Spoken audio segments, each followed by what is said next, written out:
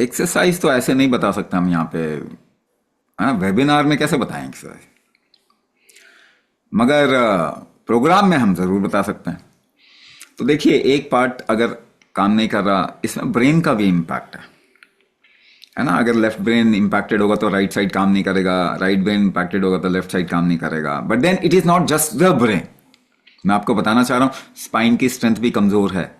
Sciatica nerve जो कि ऊपर से लेके आपके एड़ी तक आती है, वो अगर कहीं पे पिंच्ड है, वो अगर कहीं पे प्रॉब्लम है, तो एक साइड वाला पार्ट इफेक्टेड ज़्यादा होगा, असर ज़्यादा होगा उसके ऊपर। This is another, that means you have to do an what you call as wheel balancing, body balancing. आप गाड़ी ले जाते हो ऊबड़ खाबड़ जगह में, फिर व्हील बैलेंसिंग करानी पड़ती है, अलाइनमेंट कराना पड़ता है। तो आप अपने बॉडी का अलाइनमेंट क्यों नहीं करते हो? क्योंकि आप तो अपने बॉडी को बहुत गलत तरीके से इस्तेमाल करते हैं। तो उसका बीच बीच में अलाइनमेंट करना चाहिए, है ना। 3 तरीके के अलाइनमेंट इस बॉडी को चाहिए: नाभि, कौड़ी, नले। नेवल का अलाइनमेंट, मिडल ऑफ चेस्ट का अलाइनमेंट, और skeletal left and right side of skeletal structure का अलाइनमेंट। नाभि, कौड़ी, नले, इसे देसी भाषा में कहते हैं नाभि, कौड़ी, नले। पहले जर्राह हुआ करते थे तो थोड़ा बहुत इधर उधर आने से थोड़ी बॉडी में थोड़ी डिस्कम्फर्ट आते थे, उसके पास जाते थे, वो खींच खाच के सीधा कर देता था,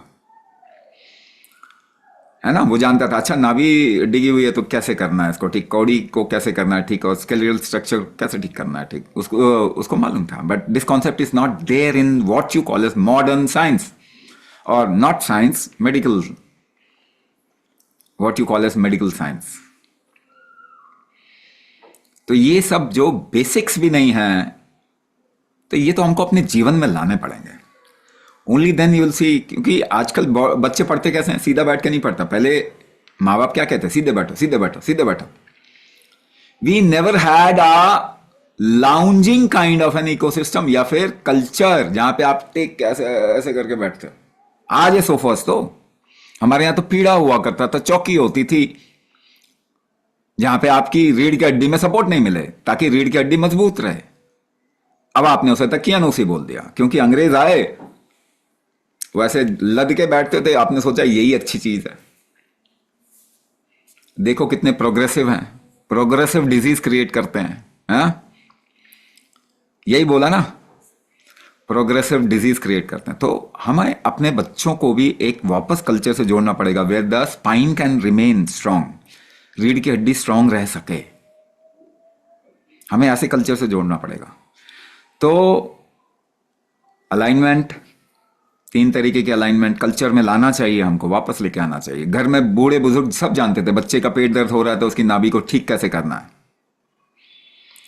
है ना। वो जान देखते थे कि अच्छा इसकी नाभि हिली है तो फिर कैसे ठीक करना, लेफ्ट साइड है, राइट साइड है, कैसे करना है। बहुत तरीके हैं इसके। Will have to again rebuild that culture so that आज के समय पे जो प्रॉब्लम आ रही है ना, tennis elbow, frozen shoulder, cervical और क्या क्या नाम हैं सारे के सारे, लंबर की प्रॉब्लम आ गई है। तो ये 3 चीज़ें ये साथ में जोड़ती हैं। एक, ऊर्ध्वगत वायु दोष ब्रेन को इम्पैक्ट कर सकता है, जिस तरफ इम्पैक्ट करेगा उसके दूसरी तरफ की बॉडी में असर तो आएगा ही आएगा। इसका दूसरा पार्ट है the energy of your body, जिसको आप बढ़ाएंगे तो बॉडी वापस से अपने आप को अपने प्रीवियस शेप में रख पाएगी, है ना, जिसको मैंने एक नाम से बुलाया था व्यान शक्ति। तीसरा पार्ट है 3 अलाइनमेंट जो आपकी बॉडी में होने चाहिए, नाभि, कौड़ी, नले। इसको भी कल्चरली हमें इसको डालना पड़ेगा।